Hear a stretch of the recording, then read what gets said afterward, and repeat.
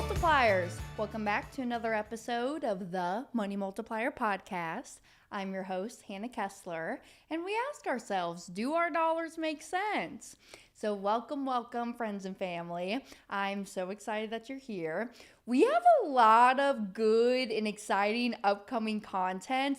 I finally feel like I'm in my vibe of what I want to do and really where I see my brand going. So I'm super excited. And for all of you who have been here since day one where Jonah and I were doing this podcast together, thank you. Thanks for hanging out. Hopefully you've learned a lot. You got a lot of value out of everything because there's some changes that are going to come around here at the Money Multiplier Podcast.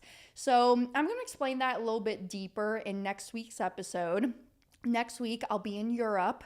All right, the family and I are going out there and we have a trip with one of the insurance companies that we're taking. So I'll be with Chris Noggle, be with Devin Burr. If y'all know Mr. Burr on Instagram, TikTok, Facebook, we're going to get some good content while we're together.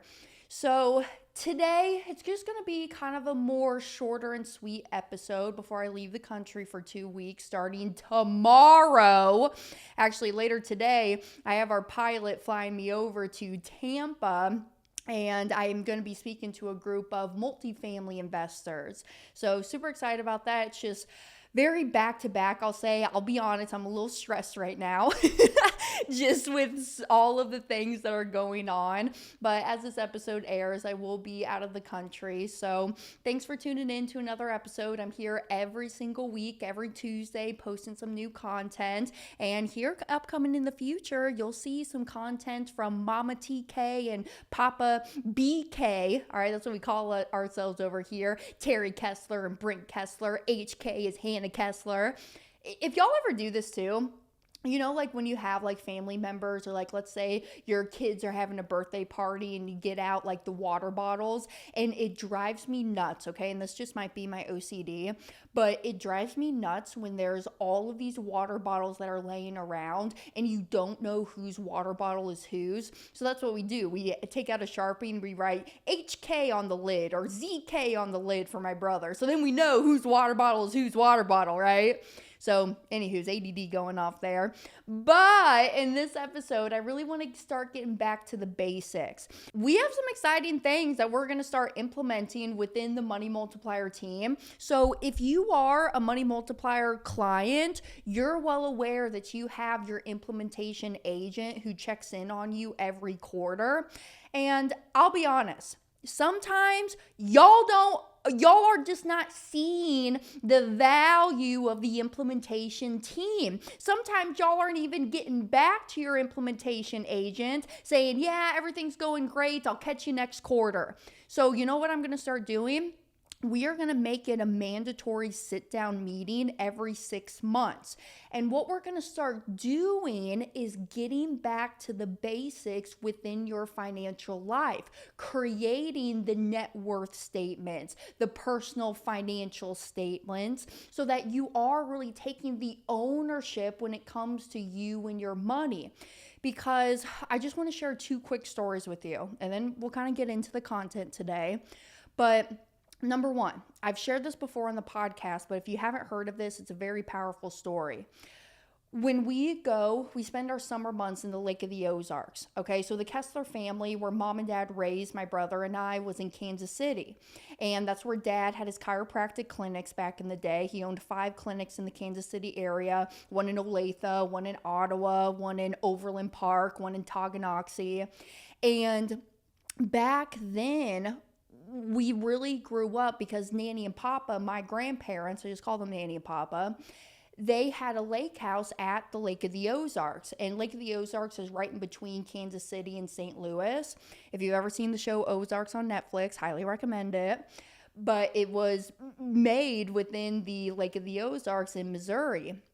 And so there was one day where we flew into Camden Airport, and the lineman, I believe is what they're called, he was taxiing us in, right? And this lineman, we see him a lot of times, every time we fly into Camden. And we just had the opportunity to talk with him longer than what we normally do, because normally we'll just load into the Lincoln Town Car, which is like the best car ever. I mean, it drives so smooth, okay? But we will load into the town car and we'll just be off on our way. But this day, Zach had to do like some meetings, so we couldn't just get in and then hop on out to go to our house at the Lake of the Ozarks. So we had some downtime.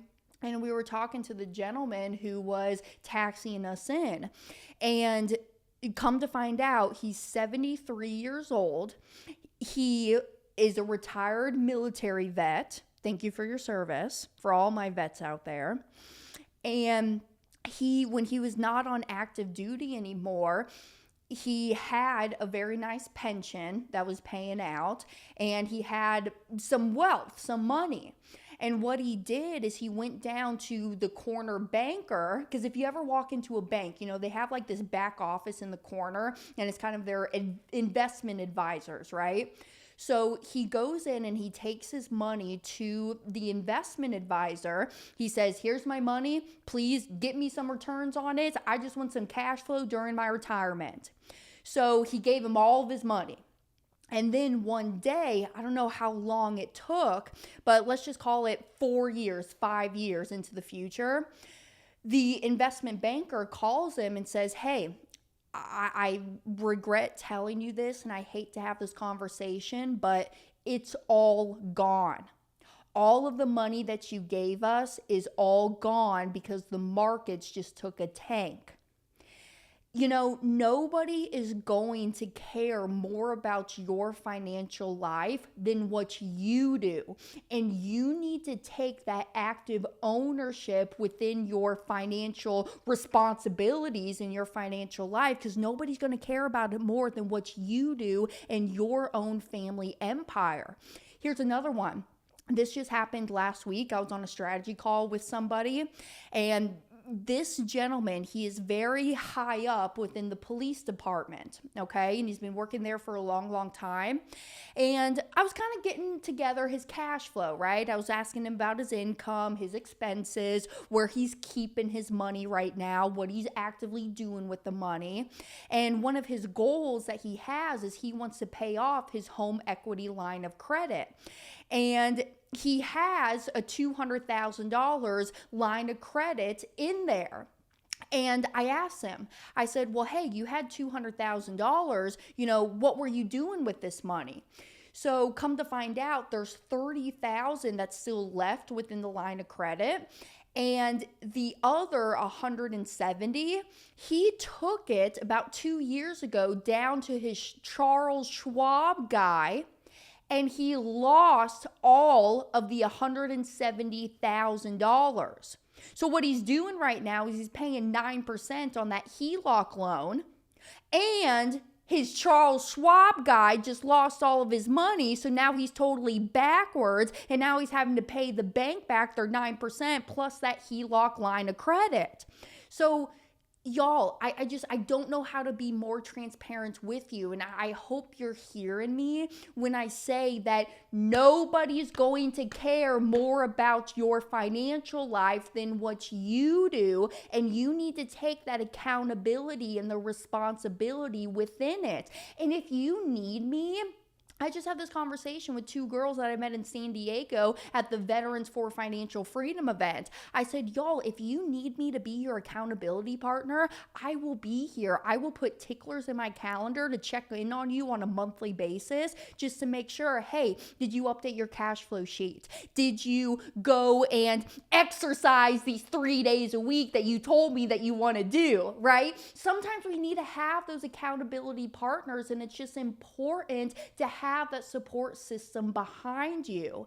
And if you don't have a support system, please reach out. Seriously, we have a community of over 17,000 people here in every single state of the country.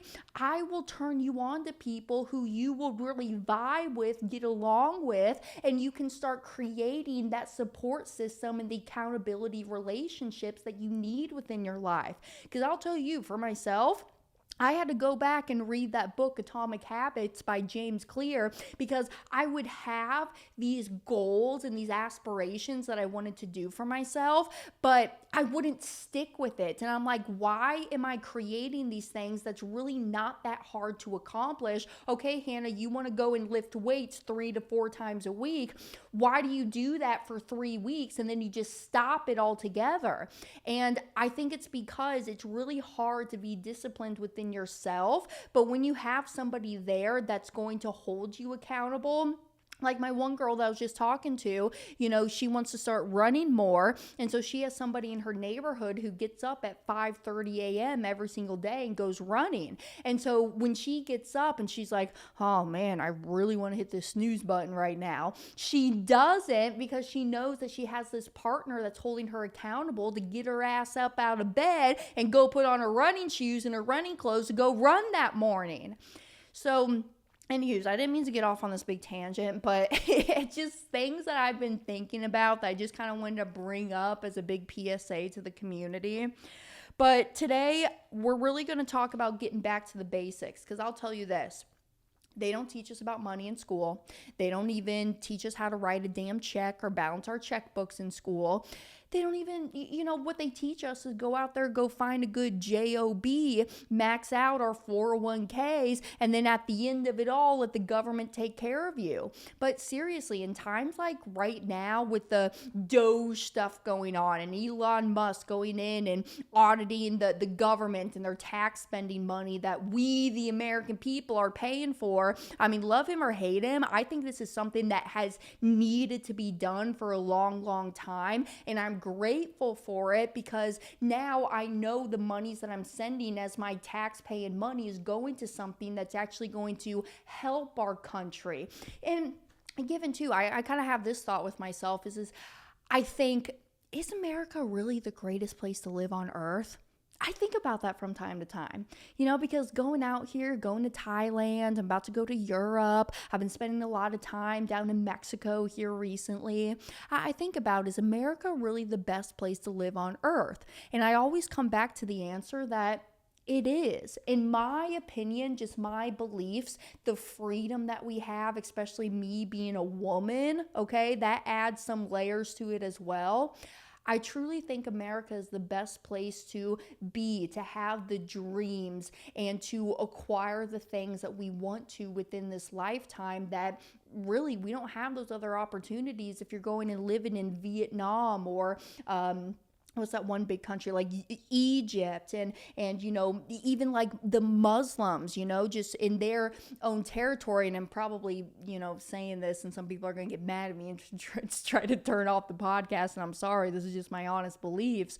But, just their religion and how they view and treat women, I know that's not how I want to live my life. I have a voice. My voice is very fierce and very powerful, and I want my voice to be heard, and I want my opinions to be taken seriously. So it is really amazing that we have the opportunity to live here in the United States of America with the freedoms and the opportunities that we have, because we really are. We are probably, I haven't looked at the stats, so somebody down in the comments tell me, but we are one of the richest countries within the world, and we are the largest consumers within the world too.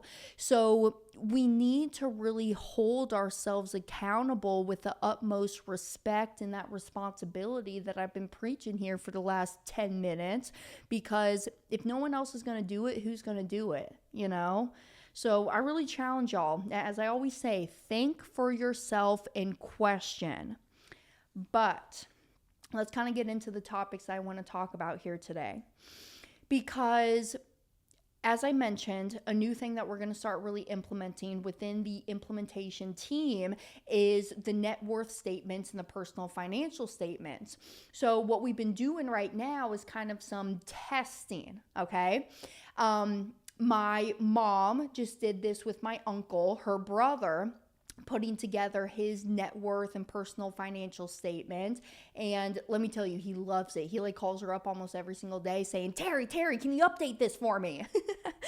But then we did it with Larry Richard, who's on our implementation team. He heads up the I team over there. And then my dad and I, Brent Kessler, we sat down last Friday and we went through my personal financial stuff. So the number one thing that you got to understand is that if you know what's going on, you will know what to do. Quote by Nelson Nash. So we first started by going through my investments. All right, so if you have investments, that is a good place to start. So what we did is he asked me all of the investments that I have, and I gave him all of the titles of the certain investments. Then he asked me how much money I have in each investment. And I gave him the specific dollar amounts within each investment that I have. He then asked me, what is the monthly payment that they are paying you on that investment? Because a rule for myself, I don't do investments unless I am getting paid a monthly cash flow from it. That's just my rules, what I go by. There is one, I'll say, I do have some treasury bonds. Remember back in the day, I think it was like in June of 2022, where like I bonds were at like a 9-10%. I think it was like 9.6 at the time. So I put my maximum that I could into there. I put $10,000 into the treasury bonds. So no, I'm not creating interest, monthly payments from that, but sitting there, hanging out, doing something. So he asked me then what my monthly payments are that I'm getting paid on each of these investments. And then he asked me, what is the interest rate that you are getting on each of these investments? And we just wrote it down on a sheet of paper, okay? So I first went through that. I wanted to understand how much am I producing as income monthly from my investments? How much in total do I have paid out to those certain investments? How much money is sitting out there? And then the interest rate that I'm getting paid on them. So that was first. Then the second thing that we did is we went through all of my expenses. Now, the things that I had to go in a little bit later to add, kind of the more variable expenses, was like my gasoline for the car, the food bill, spending money at Publix, eating out, the fun bill, if I go to the movies, go bowling with my friends. I do like to go to music festivals. I spend quite a lot of money on those. And the fashion, right? Going out and buying myself new clothes. So I had to go in a little bit later and add those things. But what I did is I went through and we put it down on a piece of paper, and we went through what are kind of my, fixed expenses, okay? So step number one, you need to start budgeting like a boss. Budgeting. I don't know if I've said this before on the podcast, but I've been saying it on my social media channels and kind of when I'm having live conversations with people. I don't know why, but I just don't vibe with the word I don't vibe with the word budgeting. I think budgeting, people can look at it like it's a chore. They don't find a lot of value out of it. They think it's like, it's like doing my dishes. I gotta go do the dishes because I gotta do the dishes. Or folding my clothes. Just did laundry. I gotta go fold my clothes, right? So they kind of feel like it's like just a chore. So I don't want people to think that budgeting is a chore to them. So I've been asking some people within my community. Mr. Travis Winfield, who y'all just heard a few weeks ago, he's a military vet that I brought on, and we just started talking about, how to really beat inflation and beat this recession that we're in. He gave me some good ideas. He says you should call it the vibe check for your wallet. You could also call it the cash flow map. And I'll give you some other ideas. This is what ChatGPT told me. They said the spending strategy, the money map. Ooh, I know another money map over here at the Money Multiplier. The income allocation plan, the wealth flow tracker, my monthly money plan, my lifestyle funding plan, the abundance blueprint. I kind of like that one. Values-based spending, your life financing system. I feel like life financing system is more of like in a hole altogether. I don't know. Hi, Money Multipliers. Pardon the interruption. If it's been a while or if you've never seen my presentation on the infinite banking concept, what I like to call the Money Multiplier method, click this link right here. themoneymultiplier.com/presentation. I'm telling you, 90 minutes of your time can completely change your family's financial future. All right, let's get back to the episode. But anyway, just have some creative fun with this. Go online and ask ChatGPT, hey, what should I be calling my monthly budgeting meetings with myself or me and my spouse, okay? You know, I'm really trying to find which one I really vibe with the most and which one I like the best. Put a comment down below if you know of one that you're like, Hannah, you should start calling it this. I'll take up your suggestion. I'll take a look at what y'all got for me. So we got to understand that we really need to track our stats. We need to know where the money is going every single month. So track your dollar and assign your income a job. We'll get into that. But write down your fixed expenses. Like I wrote my HOA payment, my phone bill, my cleaning people when I have them come in every 2 weeks. They're actually coming tomorrow. Brittany, I love you. I need you right now. There's cat hair everywhere. My Netflix, my car payment back to myself in the policy. We'll get into that later. If you've been following me for a long time, you know how I go and buy my cars and different things. My condo electric bill. My house payment to my father, right? Because how I bought this condo is I had enough for the down payment, but I didn't have enough of it to just totally outright buy this place in cash. So I went to the bank of dad and said, hey, bank of dad, can you open up a mortgage note for me, right? I'm the deed holder. He's my mortgage holder. I pay dad my monthly mortgage payments. You know, my Spotify, my Rocket Money. I pay Rocket Money $5 a month, everybody. $5 a month. And it tracks all of my income, all of my spending. So Rocket Money, I'm here. Please sponsor me. I will take you up on that offer all day long. Dad laughed at this one. Get this. I spend $53 a month on a subscription to a car wash. He got so mad at me. He's like, Hannah, $53 freaking a month. Are you kidding me? I'm like, but Dad, I live on beachside. You know, there's a salt in the air and you got to keep your car nice and clean or it's going to start to rust on you, okay? If I go 2 times a month, I make up my payments, okay? Because if I didn't have this membership, it would cost me $25 every time I go, okay? So chill. Hey, I'm 25 now. I just got on my, I got on my own health insurance. All right. So I pay $125 a month.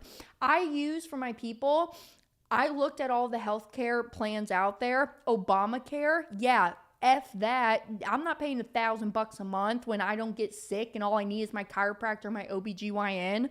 So I went to MediShare. It's a part of First National Healthcare, I think I want to call it. But I really been enjoying MediShare. I pay them $125 a month.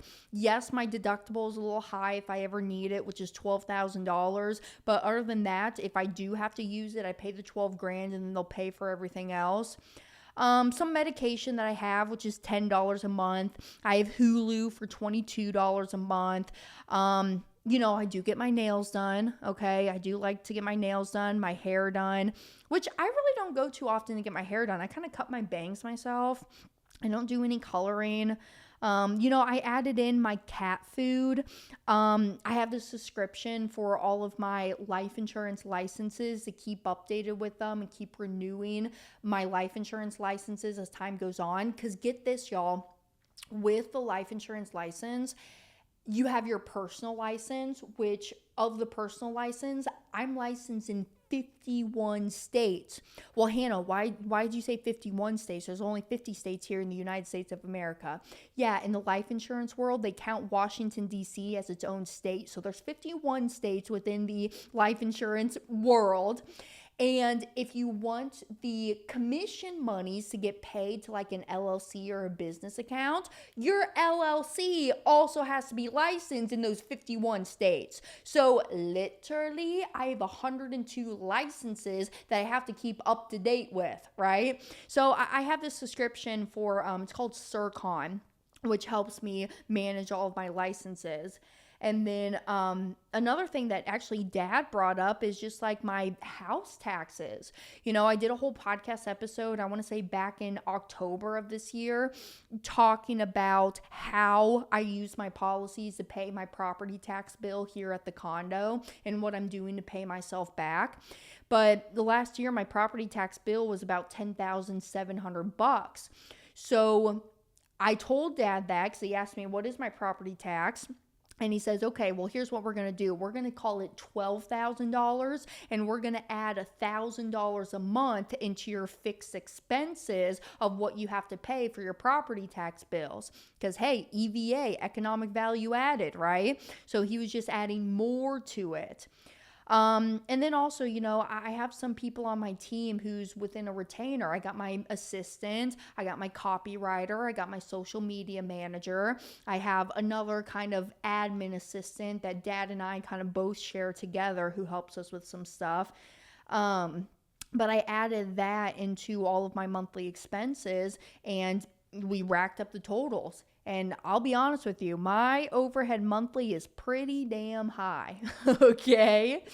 So you got to get clear on your fixed expenses and then also your variable expenses like the groceries, like the gas, your discretionary expenses, the dining out, the hobbies. Hey, if I want to go pick up some new pickleball rackets, I haven't even shared with y'all, get this, pickleball is like the best thing since sliced bread.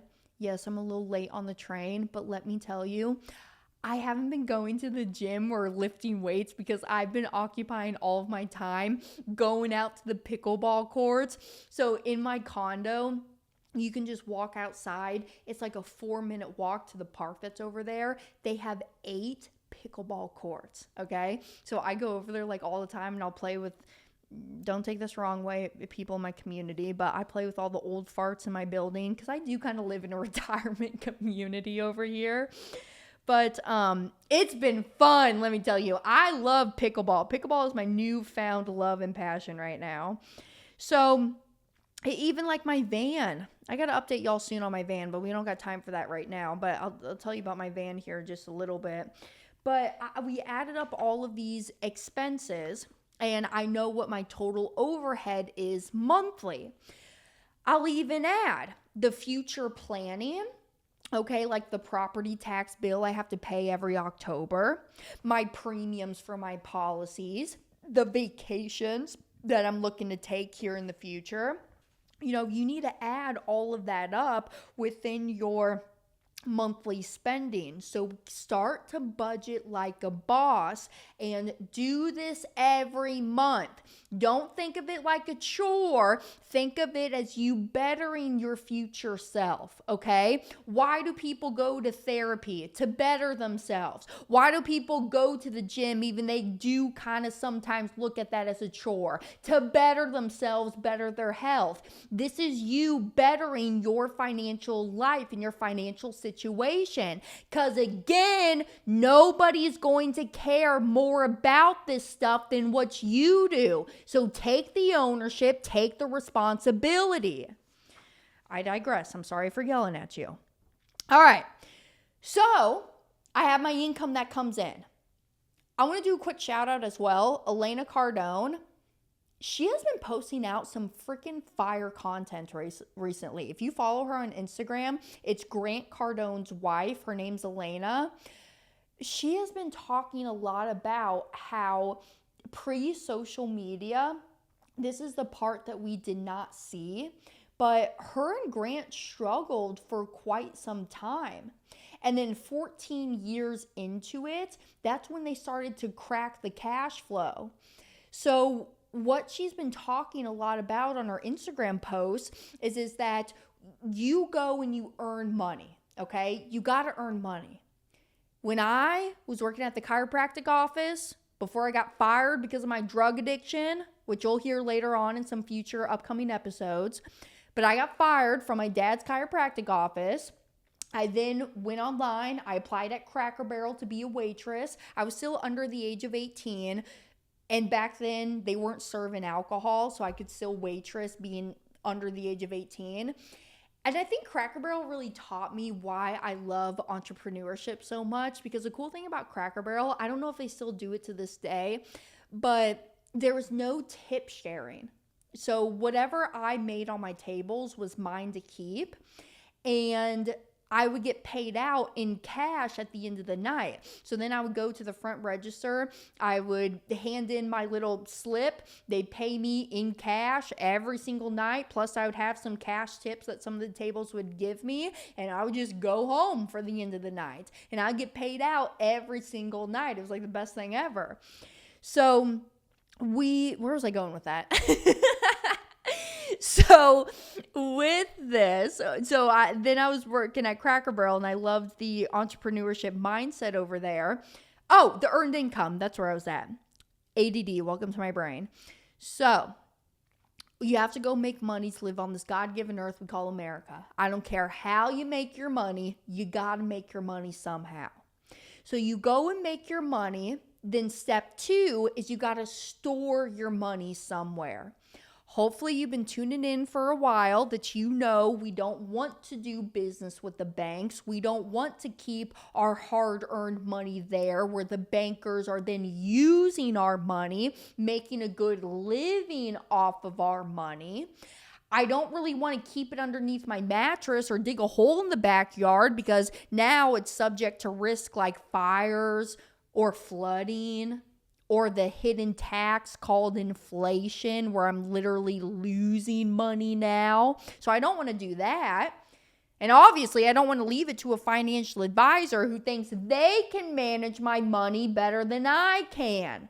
And if you forget about that, go back 20 minutes ago where I was telling you the 2 stories about those 2 gentlemen.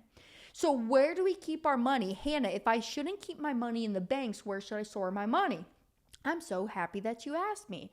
In my humble opinion, it should be within your whole life insurance policy designed specifically for high immediate cash value, dividend paying whole life designed properly for high immediate cash value with a mutually owned company that pays dividends.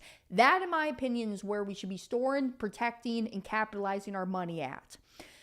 Hannah, where do I go get one of these policies? Hi, my name is Hannah Kessler. You can call me right here, 913-908-3511, or send me an email, hannah@themoneymultiplier.com, and I'd be happy to help you, okay? But work with somebody who is a NNI, Nelson Nash Institute practitioner, who is actively doing this within their own life. So that's just my feedback. For whatever reason, if you don't like my vibe or you don't like me, some people sometimes I think get the vibe of, oh, you're just a young girl. What do you really know about money? All right, 25 years old, having over $500,000 in investments. I think I know a little something, okay? But anyways, again, I digress. I'm in a silly mood today. So, I do believe that we should be storing our monies within inside of the whole life policies. That's where the money should go first. Store the money. So here's just a few bullet points. Why banks are not ideal for storing your wealth. Banks lend out your deposits for a profit and they pay you less than 1% on your money. And then when they do pay you the less than 1% on your money, what do? You get taxed on that money. You get taxed on the freaking pennies that you earn in there. Freaking bogus. Your money isn't compounding uninterruptedly, right? So if I go and put money into the bank and then I withdraw it for a product, a service, an investment, it's no longer earning me the compound interest inside of my bank account. But when I start to flow the money inside of my policies first, that money, when I leverage against the policy and I take out the cash value loans, I'm not interrupting that uninterrupted compounding interest that's more than the 1% that I'm earning down at the bank. That's also tax-free growth, not taxable growth like it is with inside of my bank accounts. And you have no control over how the banks use your capital. You're not the one sitting inside those boardrooms talking about, hey, how we're going to go and use our depositors' money. All right. I mean, this is why I could go on a whole freaking tangent about this, but like, this is why the Federal Reserve System was created and the big bailouts of these banks, and why the Fed bails them out because they don't want uproar in the streets and they're playing a big game, and we think and we hope that not everybody's going to come and do a run on the bank and request all of their money out at one given point in time. Silicon Valley Signature Bank in 2023. How well did that work out for y'all? Just putting it out there.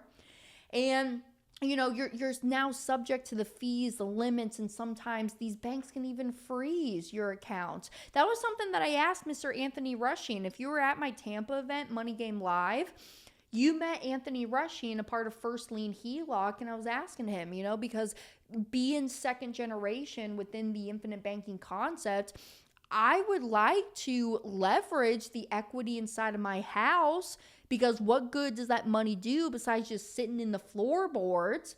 And I said, well, Anthony, you know, this is just part of my ignorance because I've never had to go to a bank, ask to borrow money, because I've always borrowed it from the family bank. What if that bank decides to freeze my first lien HELOC? And he gave me some really good answers. I won't get into that right now. I'll give you Anthony's contact info later. You'll also be able to meet him. Hold on, quick little plug here. Denver, Colorado, everybody. Coming up October 9, 10, 11. I'm going to be hosting another Money Multiplier Mastermind event. If y'all are at the Nashville event, y'all, I got some great feedback. Thank you for coming out, by the way. And yes, I took parking into consideration this time. I did not think about that, okay? Who knew that parking in downtown Nashville would cost like $50 a day at the hotel? It was freaking bogus. So I'm learning, all right? Here in Denver, we got free parking. I'm going to be taking all of y'all out to Topgolf if you want to be a part of the VIP experience. And then we got classrooms in session on the 10th and the 11th, which is a Friday, Saturday in Denver. You can go. Registration is going to open on June 10th, so just a few weeks out. I know as this episode airs, it is May 20th. So hello, end of May. First of all, can you even believe it's like the end of May already? So if you go to themoneymultiplier.com/mastermind 2025, you'll be able to get notified and be the first ones to get notice of when the tickets go live. And by the way, we're doing an early bird discount. You get $200 off if you go in there within the first 2 weeks, purchase a ticket. And that's the largest discount that I'm giving for this year. So, anywho's, Anthony, I'm thinking may come down to Denver. I'm still kind of putting together my speaker agenda of who I want to be talking. I got a lot of good ideas. Jonah and Jeremiah will be back, everybody. Remember our game show in Nashville? That was fun. So, okay. Step 1, we got to earn our money. Step 2, we got to look at the cash flow. Step 3, well, I should say step 1 is we got to earn the money. Step 2 is then we have to store the money, which should be in the policy. Step 3, then we have to look over the cash flow. And then step 4, what I want to do is take that earned income and go and deploy it into income producing assets like real estate, like buying a business, like dividend paying stocks if that's what you're into, or options trading. Buying gold and silver, and there's some like really cool things that I've been hearing out there where you can actually take your gold and silver, go give it to these certain companies, and then these companies will like pay you monthly cash flow for allowing them to hold your gold and silver. I don't know. I'm not into that world. My father owns gold and silver. I personally don't right now. Actually, he's to the point where he's like, Hannah, can you buy some of my gold and silver? Because it does nothing besides just sit here within my safe. So he's always looking for cash flow, right? So with the earned income that we have, once we store it within the appreciating asset that is with the whole life insurance policy that's protected. You are your own banker, not the bank anymore. From that policy, then we go and buy ourselves the cash flowing assets. And the cash flowing assets, that's what then buys us the fun things in life.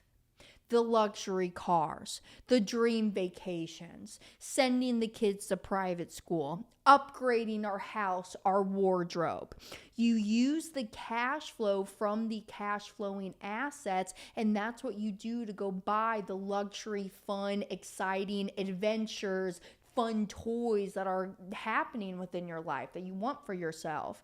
And to bring it full circle, that's what Elena Cardone was talking about is that for the first 14 years, they didn't have the social media platforms and nobody saw that side of them building their business because they wouldn't go and use their earned income to buy the helicopters, the real estate. They're up to, I think, $12,000 doors, not dollars, doors right now within multifamily investing. And the cash flow from the apartments that they own, that's what then pays for their fun luxury items within life.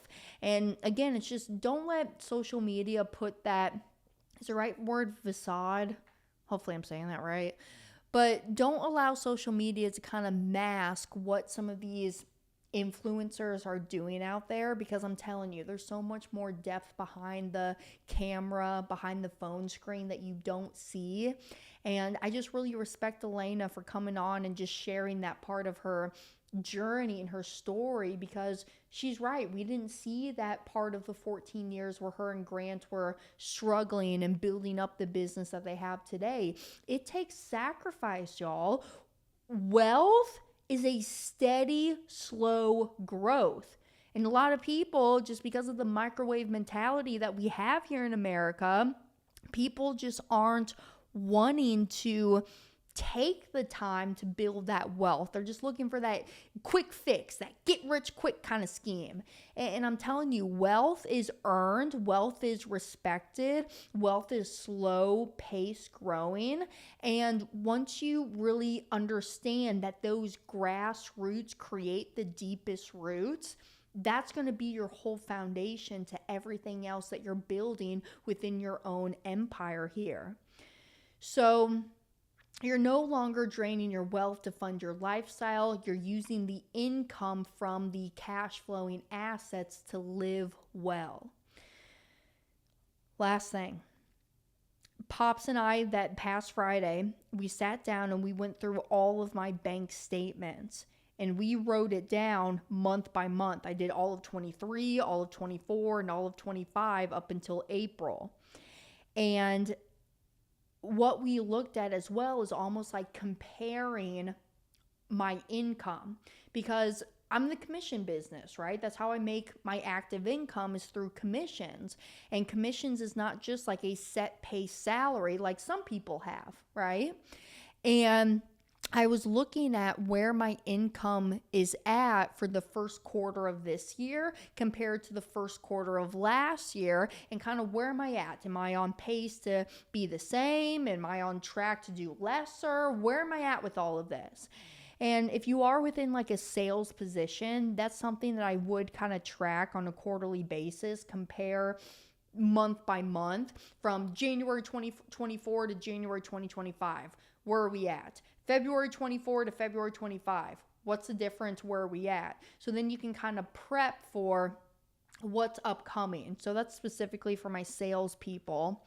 But this is the foundation to financial freedom, the discipline now for the freedom that's forever.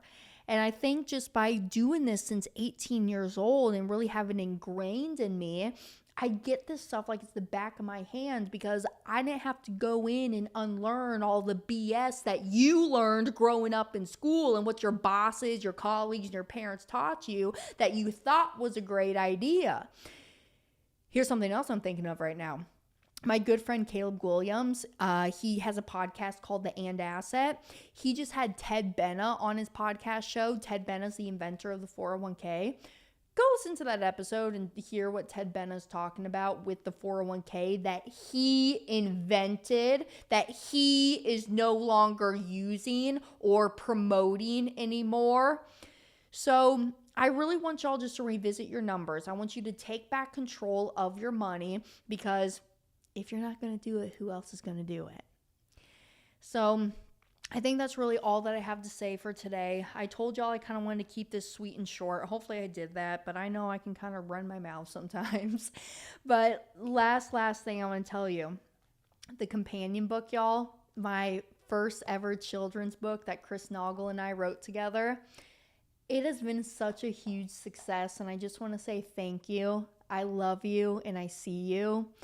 This book has just made a tremendous impact on me, and I know other families as well. I didn't understand it at first, and actually Chris kind of came at me almost, and he's like, Hannah, I don't think you'll ever understand how powerful this book really is, because you're not married, you don't have children, you're just not going to get it right now.